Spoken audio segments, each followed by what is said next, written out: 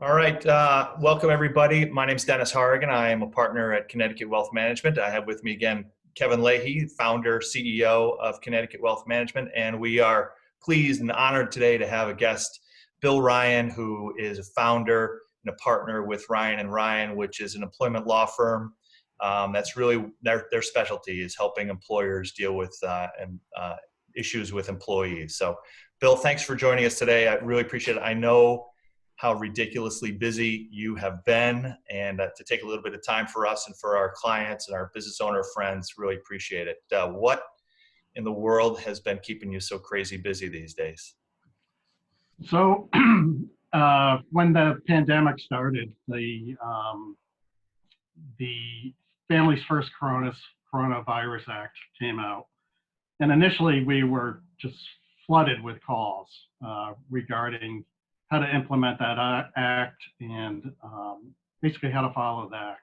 That's the Family Medical Leave Act part of it?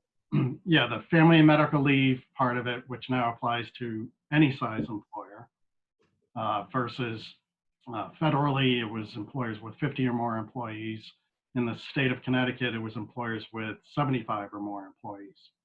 So there were a whole host of questions, and then there were questions regarding how the Paid Sick Leave Act interacted with the new Family and Medical Leave Amendment. I would say since then, we're getting hit with questions every day, workplace-related questions that touch on so many different areas of the law that it's really quite remarkable how many different statutes are involved in a lot of these questions and scenarios that need to be answered. So Bill, sorry to cut you off. Number one, thank you as well for joining us. And so take us through some of that, the ADA and workers' comp law. And I mean, I'm sure you could this could be a 3-day seminar as opposed to a 10-minute, video blog, right? But right. Help us through kind of maybe the biggest issues or the most important ones that you see. So there were a lot of questions regarding the Americans with Disabilities Act. And under the Americans with Disabilities Act, an employer is allowed to require an employee or potential employee, after a conditional offer of employment is made, and before they start employment, they're allowed to require them to undergo a medical examination.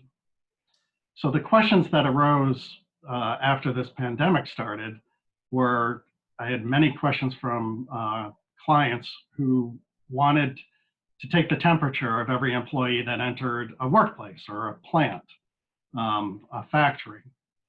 And initially there was a lot of concern because that would be construed as an unlawful medical exam. And fortunately, the EEOC, which is the Equal Employment Opportunity Commission, which is the federal agency that deals with discrimination laws, issued guidance in April, I think it was around April 8th, April 9th, regarding these specific issues.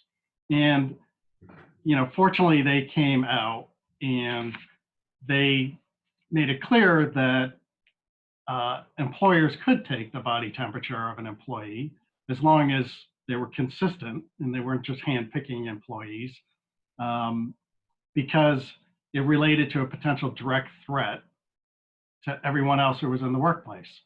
So they said, yeah, it's a medical exam.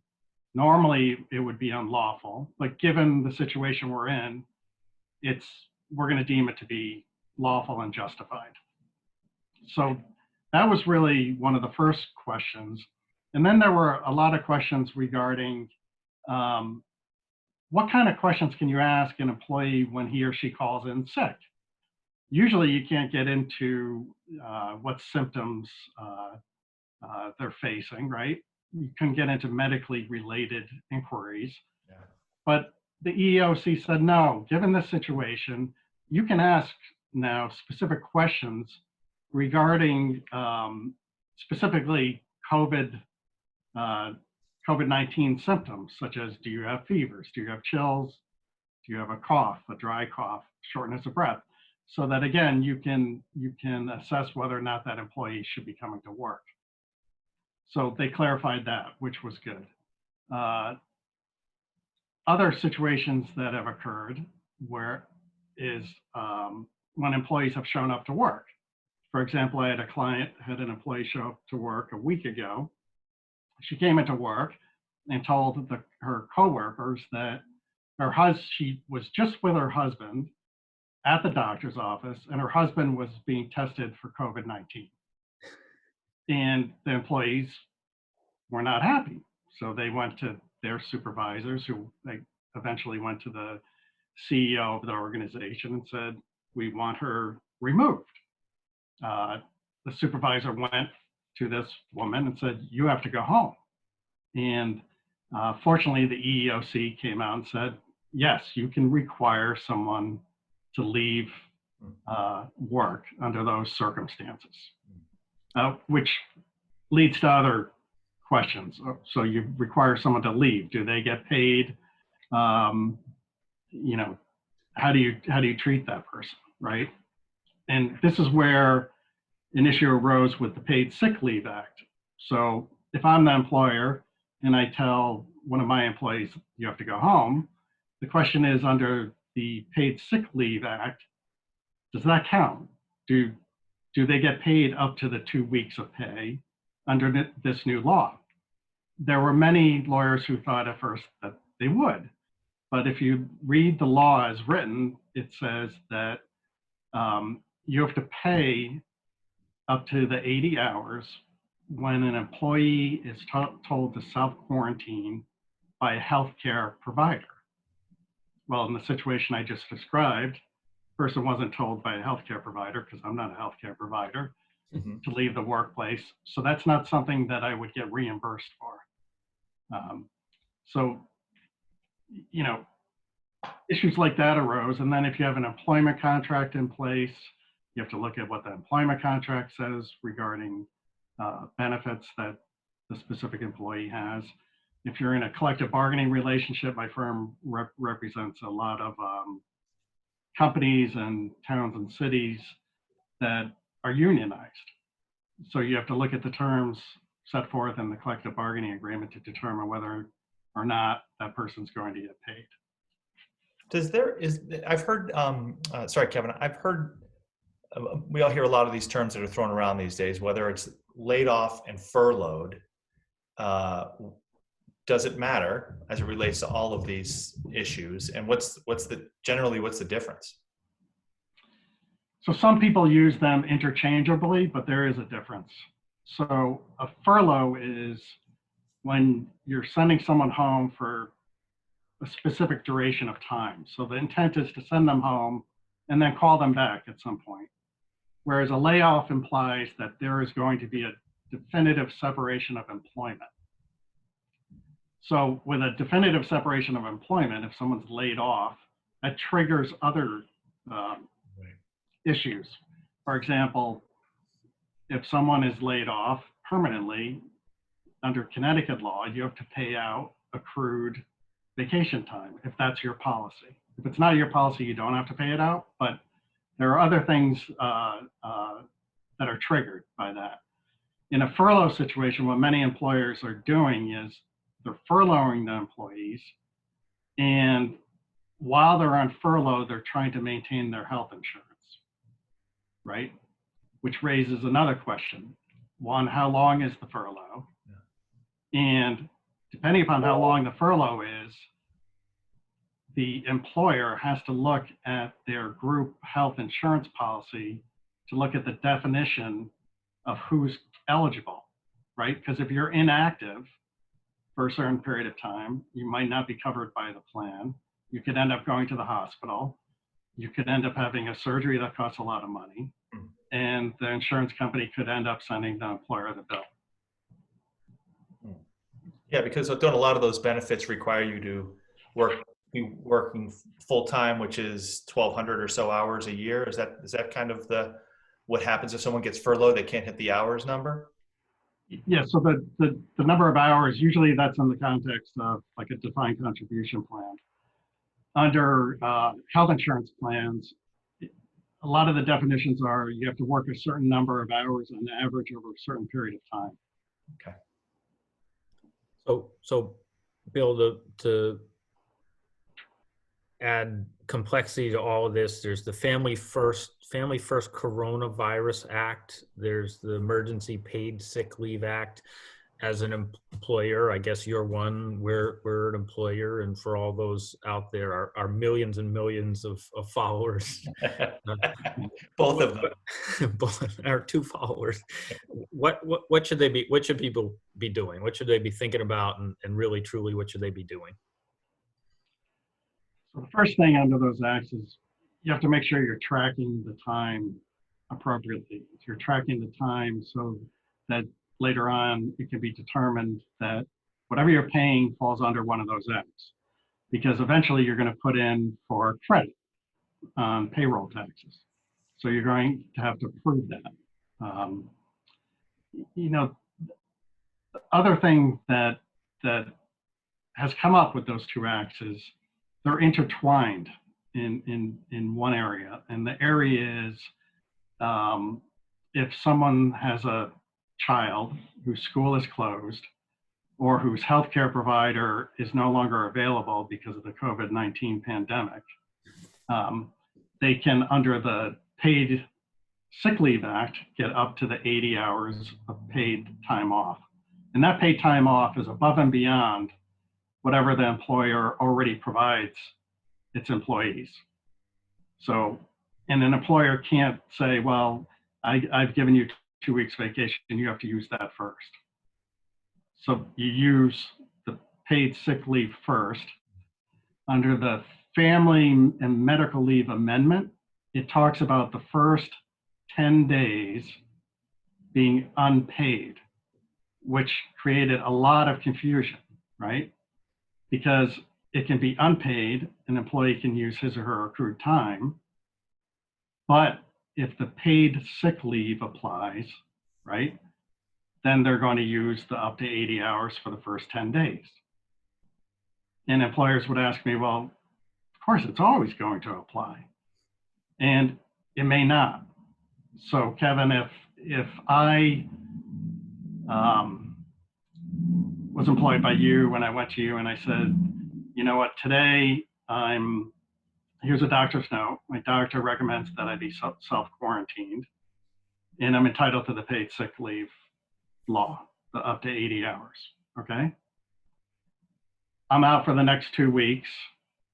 Your company pays me 80 hours. And then a month from now, my child loses his or her childcare due to COVID-19 related reasons. And I go to you and I say, now I qualify under the Family and Medical Leave Act.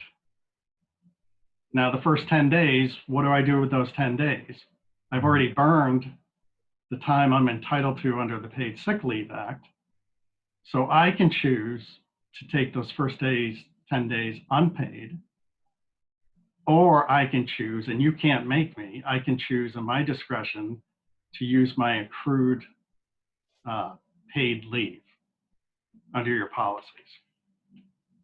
So it can be a bit confusing. So no shortage of work for human resource professionals and employment attorneys like you, it sounds like.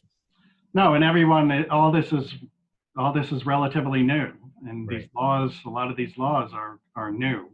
So everyone is trying to figure them out. Under these 2 laws, Department of Labor came out with their guidance, and the first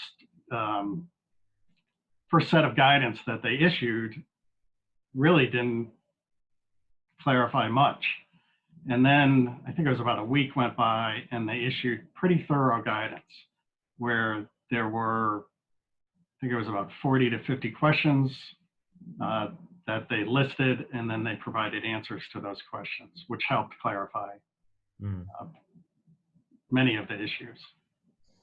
Well, it seems like the entire situation is an evolving one, and something tells me that we're probably not done with the new acts and amendments and legislation, et cetera, to either help employees or help employers. So I have a feeling that you're going to be quite busy for several more months to come, trying to figure out what you're supposed to be doing, what our employers are supposed to be doing. Yeah, I think that's unfortunately the case. Fortunately and unfortunately, right?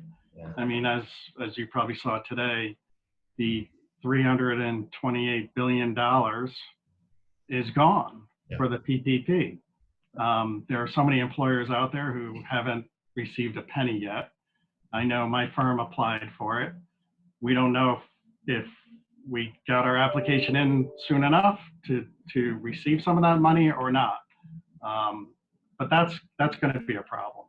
Well, and I think that's probably the next shoe to fall, or at least the next big pile of work to do, is trying to prove that people have hired back some of those employees. And how do you, in fact, how do you prove that? What are the hoops that you're going to have to jump through to turn that PPP loan into actually a grant? So there will be lots of things coming down the pike. Bill, I wanted to thank you. This is the whole idea behind this little series that Kevin and I have been doing, is really to try to provide some answers to our business owner clients and friends who right now their heads are spinning and they're facing issues like, what do I do with my employees? What do we have to do with our HR policies? So all the issues you were just touching on, I know are near and dear to a lot of our business owner clients. So thank you so much. I really appreciate the time. Kevin, anything else? No, well, again, I was going to say the same thing. And I think most especially, maybe small organizations like ours, if you're in a fortunate position like we are, where we really haven't had a lot of employment related, legal matters, thankfully. There's an awful lot of those companies out there, I'm sure, and they're not used to dealing with these sorts of issues or even having an employment lawyer like yourself, Bill. And so I got to imagine it's pretty scary times when all of a sudden you don't even know what you don't know, and you don't know what you're supposed to know. Kevin, there are just so many areas of the law that this could touch upon. You have potential workers' comp issues. Now, how do you prove that you got COVID-19 through work? Well, if you're a first responder, you might be able to prove it, right? Right. There's OSHA issues. And I refuse to go into work because I'm afraid I'm going to get sick. There's going to, unfortunately, probably be a lot of litigation down the road. But, my advice to clients is take a step back and really think about things and try to be as reasonable in your approach as possible. And by taking that approach, generally, most of the time, you'll be following the law. Awesome. Well, Bill, thank you. Really, again, as Denis opened, we know you're crazy busy, which again is both fortunate and unfortunate. But for you to take the time out to chat with us is been really great, and we really do appreciate it. Well, I appreciate you having me on. So thank you very much. Thanks a lot, Bill. Take care. Yep. Stay safe. Thanks, you too. You too. Be well. Bye.